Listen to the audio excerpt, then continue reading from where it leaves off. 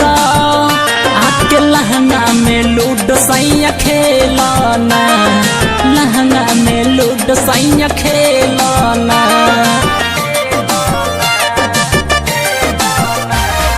PUBG का खेल तारा आके लहंगा में लूडो सैया खेलना, ऐसे तू हमके ढकेलना।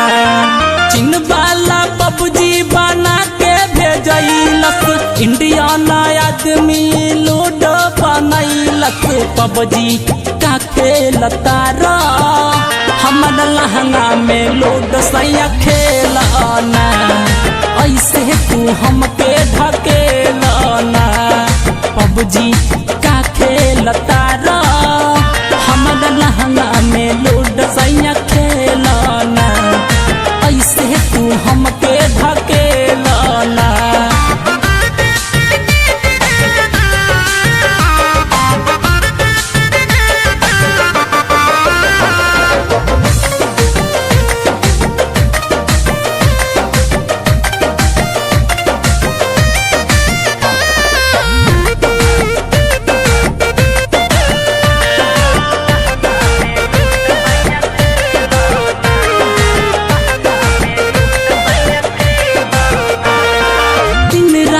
राजा खेला तारा पबजी, चीन वाला पैसा कमाता नु हो।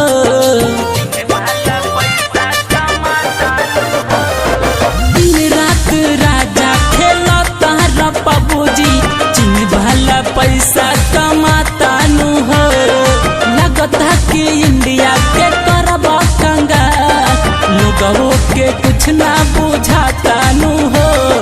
पबजी का खेल तारा हमर लहंगा में लूडो सैया खेलना, ऐसे तू हमके ढकेलना।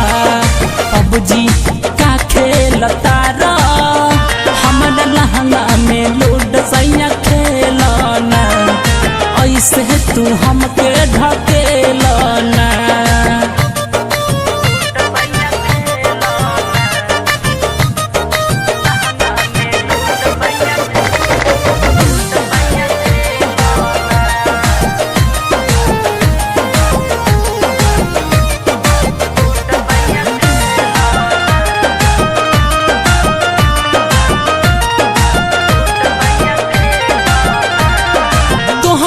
जैसन राकेश खेलत रहल पबजी, अब देखो सब्जी बेचता रे हो।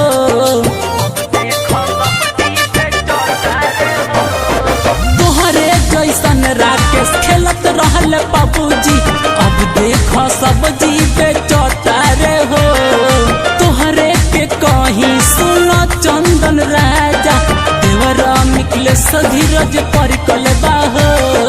पबजी का खेल तारा हमर लहंगा में लूडो सैया खेलना, ऐसे तू हमके ढकेलना।